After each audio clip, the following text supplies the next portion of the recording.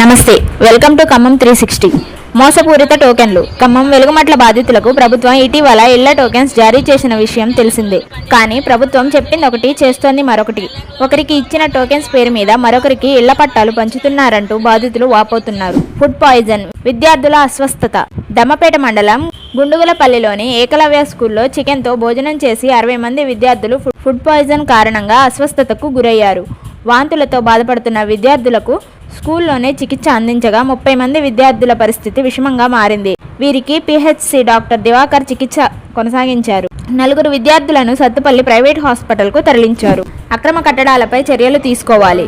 Khammam rotary నగర్లో స్థానిక corporate Nagul మీరా అండతో అక్రమ కట్టడాలను రక్షించేందుకు నిబంధనలకు విరుద్ధంగా ఫైర్ డ్రైన్ పనులు నిర్వహిస్తున్నారని బీజేపీ జిల్లా నాయకులు కుమిలి శ్రీనివాసరావు ఆరోపించారు. ఈ ఆగడాలపై వెంటనే అధికారులు స్పందించి విజువల్స్ ను నిర్వహించాలని కోరుతూ స్థానికులతో కలిసి మున్సిపల్ కమిషనర్ కు ఫిర్యాదు చేశారు.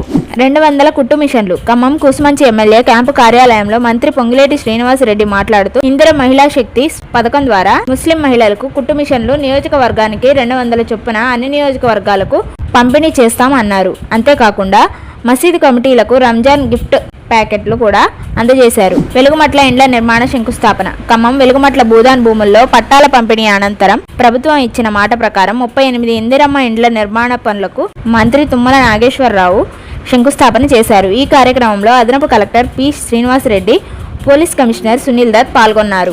10th పరీక్షా కేంద్రాల్లో 163 సెక్షన్ అమలు.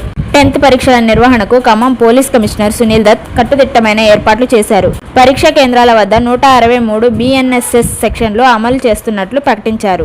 20 సిలిండర్లు సీజ్. ఖమ్మం నగరంలోని పలు హోటళ్లు, బిర్యానీ పాయింట్లపై సివిల్ సప్లై అధికారులు మెరుపు దాడులు చేశారు. కొందరు దుకాణాల యజమానులు గృహ వినియోగ సిలిండర్లను వాణిజ్య అవసరాలకు వాడుతున్నట్లు గుర్తించి 20 సిలిండర్లను సీజ్ చేసి నిబంధనలు ఉల్లంఘించిన వారిపై 6 కేసులు నమోదు చేసినట్లు డిఎస్ఓ చందన్ తెలిపారు. సిలిండర్లపై కృత్రిమ కొరత సృష్టిస్తే కఠిన చర్యలు తప్పవని ఆయన హెచ్చరించారు. 400కు పైగా సత్తుపల్లి బస్సులు. భద్రాచలం శ్రీరామనవమి వేడుకలకు గాను టీజీఎస్ఆర్టీసీ, ఏపీఎస్ఆర్టీసీలు భారీగా ఏర్పాట్లు చేశారు. ఖమ్మం రీజియన్ నుంచి 234, ఏపీ నుంచి 172 ప్రత్యేక బస్సులు నడపనున్నట్లు ఆర్ఎం శ్రీరామ్ తెలిపారు. పట్టాల పంపిణీపై మంత్రి ఆగ్రహం. వెలుగుమట్ల భూదాన్ బాధితులకు న్యాయం చేయాలన్న సీఎం ఆశయాన్ని అధికారుల నిర్లక్ష్య వైఖరి నీరుగార్చుతోంది. లబ్ధిదారుల ఎంపికలో వెలుగులోకి వచ్చిన అనర్హుల వివరాలు జిల్లా మంత్రి దృష్టికి వెళ్లడంతో ఆయన ఆగ్రహం వ్యక్తం చేస్తున్నారు. గర్భిణీ మృతి. భద్రాచలం ఏరియా ఆసుపత్రిలో 24 వారాల గర్భిణీ బుల్లెమ్మ హెల్ప్ సిండ్రోమ్ వ్యాధితో మృతి చెందింది. బోర్గంపాడు మండలం శ్రీరాంపురానికి చెందిన బుల్లెమ్మ ఆసుపత్రిలో చేరగా వైద్యుల పరిశీలనలో ఉండగా 2 రోజులకి బీపీ పెరిగి నోటి నుంచి రక్తస్రావం జరిగి మృతి చెందినట్లు డాక్టర్లు తెలిపారు.